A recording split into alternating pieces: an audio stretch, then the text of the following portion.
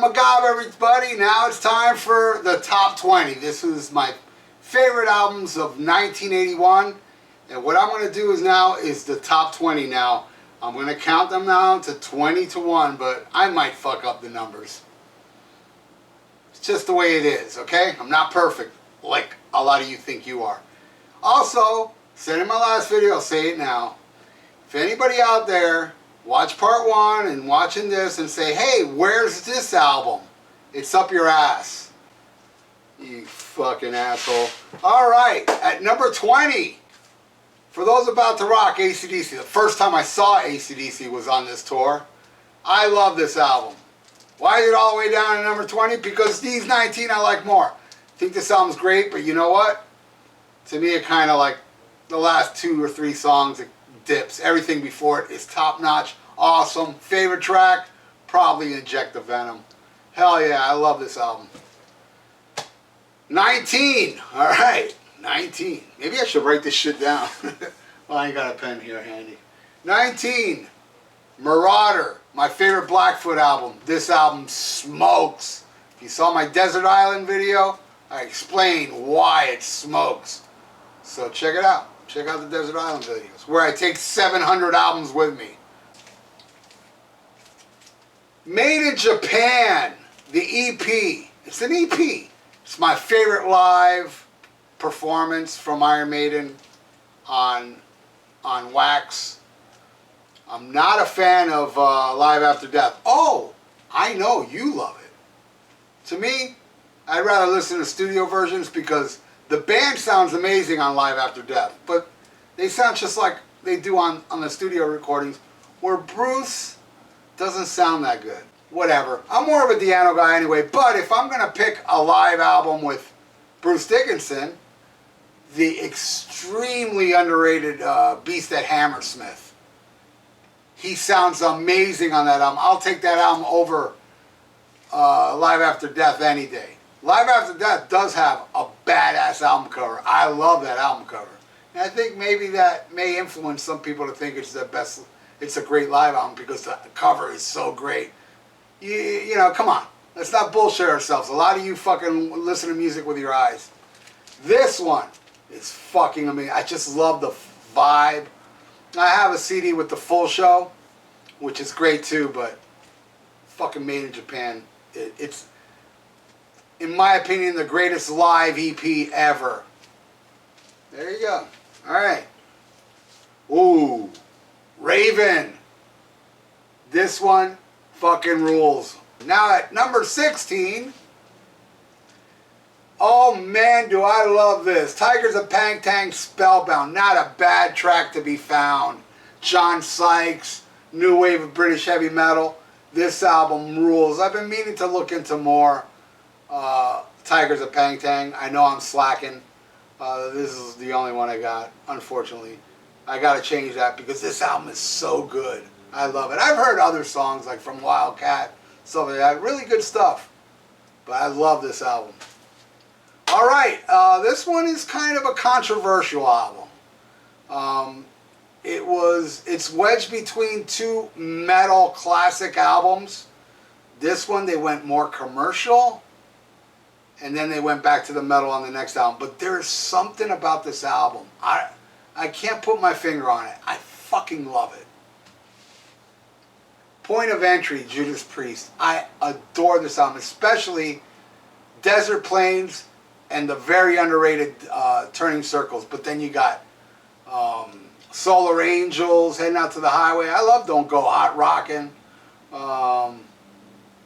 You Say Yes and All the Way. All right, I'll give you those. I'm not too good. I'm not too crazy about that one. I love Troubleshooter, and On the Run's pretty good. This one is, oh, fuck the numbers. I already forgot what number we're on. All right, next. This is crazy, right? This is The Who, Face Dances. Not a lot of people talk about this album. You know, it's the first one without Keith Moon. They brought in Kenny Jones. But, man, do I absolutely love this album, man.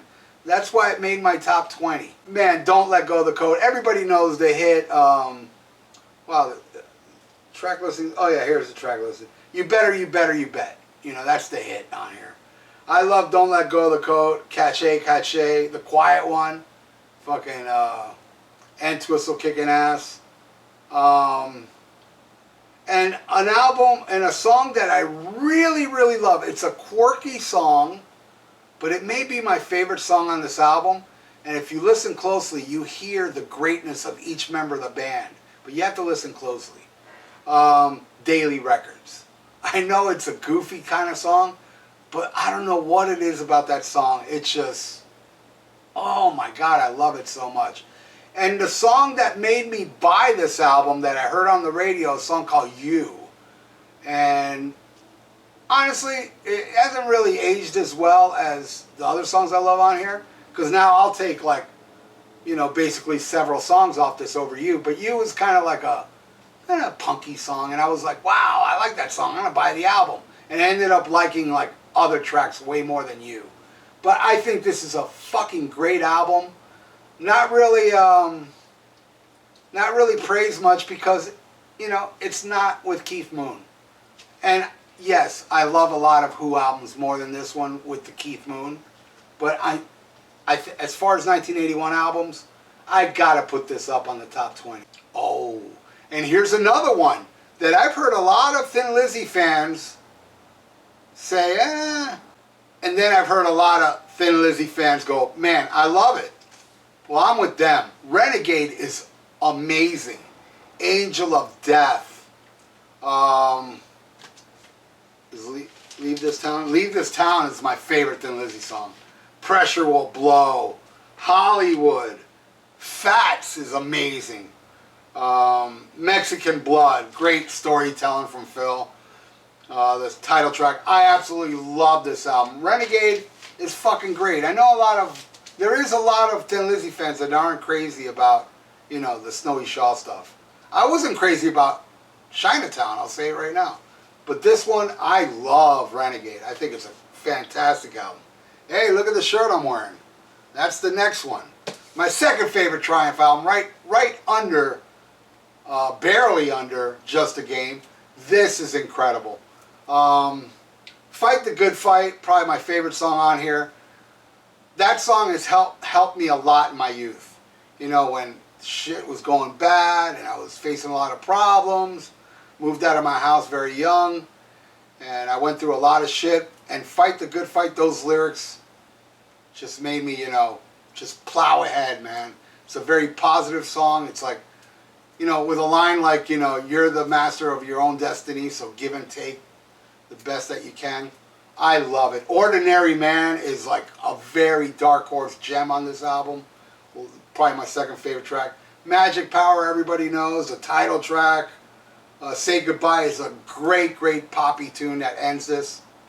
I love Allied Forces. Yeah, and the song that starts it off, Fool for Your Love, with Gil kicking ass. I love it. I love this album. But, you know, this album, this stack is so good. I mean, I'll get into I'll remember top 10 when I get to it. All right, from one Canadian band to the next. This album, man, not a bad track to be found. April Wine, Nature of the Beast. I would take this on a desert island, as I said in those videos. All over town, Telling Me Lies, Sign of the Gypsy Queen. Forever, I didn't know Sign of the Gypsy Queen was a cover. I thought they actually did it. Just Between You and Me was probably the biggest hit on here. Future Tense is heavy, man. And Crash and Burn, One More Time, Big City Girls, Bad Boys. I absolutely adore this album. I have a couple other April Wine. I don't have many. I have like maybe 2 or 3 more. And they're good, but this one is fucking great. Love that one. All right, now here is my top 10 of 1981. It was painful, I gotta say. It was very painful picking ones over the other. In ways I do agree, and in kind of in little ways I don't agree. But, hey, I made my bed, I'm gonna lay in it, alright? Number 10. It is so underrated, so amazing. The greatest guitar solo ever caught on tape is on the last track of this album. The Power of Rock and Roll, Frank Marino. This album is flawless. Play My Music, title track. There's so many good songs on this album. I can't find the tracks now. Well, just by my memory, Crazy Miss Daisy. I love that song. And Ain't Dead Yet. The last track on this album, such blistering guitar work from the extremely underrated Frank Marino. Frank Marino to me is God. And this album definitely had to make the top 10. I wish it was higher. Should be higher. But no, at least it's in the top 10. The Power of Rock and Roll. If you like guitar players and you haven't heard this, get on it, son. Number 9. Riot. Fire Down Under. In my opinion, their best album, man. Swords and Tequila, my favorite Outlaw, the title track. Feel the Same is awesome. Don't Hold Back. Altar of the King. Run for Your Life. Amazing album. Definitely top 10 material. Absolutely love Riot. Fire Down Under. Definitely deserves to be in the top 10. So that's... So here's number 8. Best album from this band. This is High and Dry, though this is not the 81 version. I did buy the 1981 album. I mean, I bought it in 1981. This is the one that came out like in 84 or something that brought the remix of Bringing on the Heartbreak that I really dislike. And I love that song, how it originally is. And Me and My Wine, which is a cool, song, which is a remix, which I believe was originally a B-side. My 2 favorite Def Leppard songs are on here, Lady Strange and Mirror Mirror. But there's not a bad song on here, and there's 2 songs that are not really discussed. You Got Me Running and No No No. They're fucking amazing. Not a bad song. Every song. Let It Go. I know it by memory, man. Let It Go. Another Hit and Run. High and Dry. Bringing on the Heartbreak. Switch. Whatever number that was. I forgot. You Got Me Running. Lady Strange. On Through the Night. Mirror Mirror. No No No. Did I forget anything? Leave a comment below if I did. Love it. Love it. And I still have my 1981 copy. It's just burnt to hell. So that one is 10, 9, 8. Now number 7. And it's a live album. And to me, it's my favorite from a band where they've released, I don't know, I think it's up to a squillion albums. And this one is my favorite release by this band. The Great Motorhead. No Sleep Till Hammersmith. Also, the very first Motorhead album I bought. Funny story about Motorhead. How I discovered Motorhead is insane. I saw a concert at the Miami Baseball Stadium. Yeah, I was talking about that before in the last episode where Billy Squires' drummer busted my lip. But it was one of those shows. It was Heart was headlining, Blue Oyster Cult, I believe Firefall. I could be wrong. And then an air band. So you ask, what's an air band? An air band is, they had a contest at a local club that, a group of people go up there and pretend they're a band. Air guitar, whether it was an air guitar, or air drummer, air bass player, air singer. And they won. And Motorhead opened for that. They opened the whole show. Now, I never heard of Motorhead, but the week of that concert, they ran a commercial on the radio for the album Ace of Spades, where they played a little bit of Ace of Spades. And when I heard that, I said, holy fuck, we got to get there early. Listen to that. Because back in this time is when I first started looking for the fastest, heaviest bands. So when I heard that piece of Ace of Spades, I was like, Jesus, we got to get there early. And that happened to be the very first Motorhead show in the United States of America. When I met Lemmy on the 1916 tour, I asked him, I said, Lemmy, I saw your very first show in America. And he said, no, my first show in America was with Hawkwind. But he did remember that baseball stadium show. Of course, it's the first one in the States.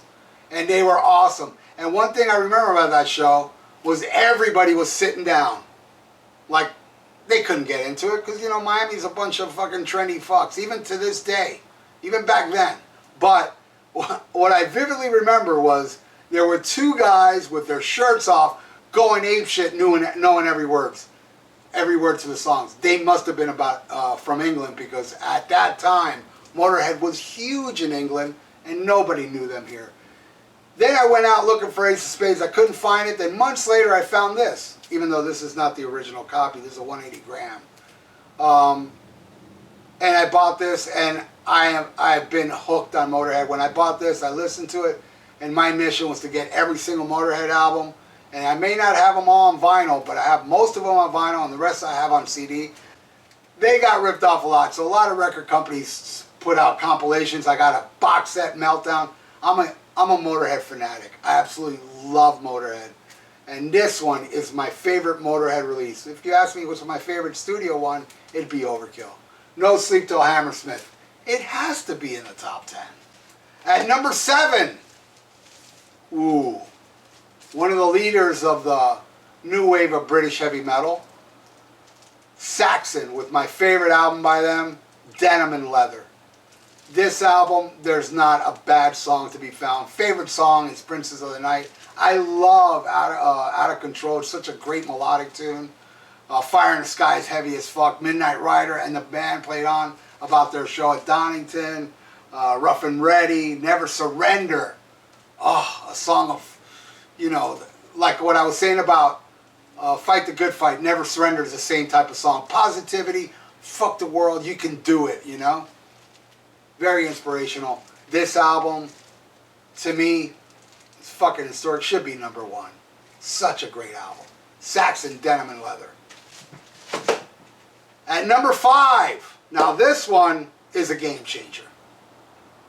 I discovered it, I think, about 2 years later. Welcome to Hell, Venom. This album, when I got this, it just blew me away.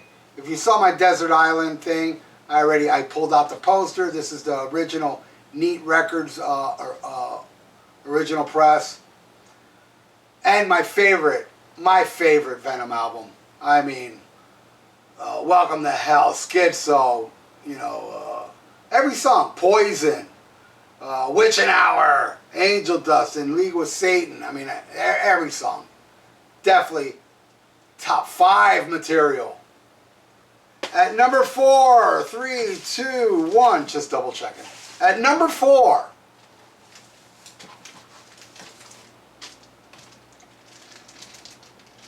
The Mob Rules. What a great follow-up to the amazing Heaven and Hell album. This one is like, I don't know, I take Heaven and Hell a little bit over this one, but I think this one's heavier than Heaven and Hell. Man, my favorite song on here is Falling Off the Edge of the World. But every song, Voodoo, Turn on the Night, Slipping Away, Sign of the Southern Cross, the title track, Country Girl is so awesome. Over and over as my favorite Tony Iommi solo. Black Sabbath is my favorite band of all time, but it's really the Ozzy stuff. You know, but, because I don't think this sounds like Black Sabbath at all. They should have called this band Heaven and Hell like they did toward the end. But it's still amazing. I mean, shit, made number 4 on my list. I absolutely love Mob Rules, and it deserves to be above all those amazing albums I'm talking about. At number 3, oh boy, Killers from Iron Maiden. Now, for the longest time, this has been my favorite Iron Maiden album. I'm a Di'Anno guy. And I know a lot of people that are Di'Anno people think this is their best album. And I can't argue with that. Because it is a fucking fantastic album. My favorite, as time's gone by, is the first one. Maybe it's because of sentimental reasons. It's my first one. But this album is so smoking. So amazing. Favorite track is Purgatory. But you know what? I also think it's tied with Prodigal Son. It's a song that Iron Maiden never sounded like that again, or before. It doesn't sound like Iron Maiden, but it's beautiful. It's a beautiful song. And I absolutely love that song. But there's not a bad song on here. Rat Child, Murders in the Rue Morgue, jeez. Another Knife, Genghis Khan, Innocent Exile, Killer, Drifter. It's a perfect album. Definitely deserves to be in the top 5, which is my top 3. Now, number 2, when I started compiling all the albums for this, I already said this is the best album of '81, hands down. There's no way there's anything better than this. Then I found another one. I went, ooh, okay. I'm gonna have to put what I thought was number 1 at number 2. Van Halen, Fair Warning. Van Halen to me is the greatest band ever to come out of America. Form in America. Yes, I'm aware that members weren't born in America, some of them. But this right here is the most angry Van Halen album. The band wasn't helping much. Eddie was frustrated. He took it all out on his guitar playing. This album is amazing. And I did a review for it, in case you missed the review. When I first got this album, the first time I heard it, I didn't like it. Bizarre. And then, then I did end up liking it. I saw this tour. It was the greatest show I ever saw in my life. Even Van Halen couldn't top this. And I saw Women, Children First, Diver Down in 1984. They couldn't top that tour. This tour was the best show I ever seen in my life. I can't describe in words how amazing it was. Let's just say the crowd, I never seen a crowd reaction like that, and how tight that band was, and how amazing it was. So this is my number 2 album, Fair Warning. Should be number 1, but my number 1 album for 1981, and I think, seriously, I can't put this album at number 2. I just can't. Ozzy Osbourne, Diary of a Madman, is my favorite album of 1981. So perfect. My favorite song, title track, and Over the Mountain, but Believer, and the mellower songs, You Can't Stop Rock and Roll, and Tonight. I mean, you can't kill rock and roll. And Tonight. I mean, if there's anything I'm going to complain about this album, is those 2 songs. Because when they fade out, I don't want to stop hearing Randy playing, because Randy's still ripping as it fades out. I was like, God, re-release it till he's done playing. SATO, what a great song.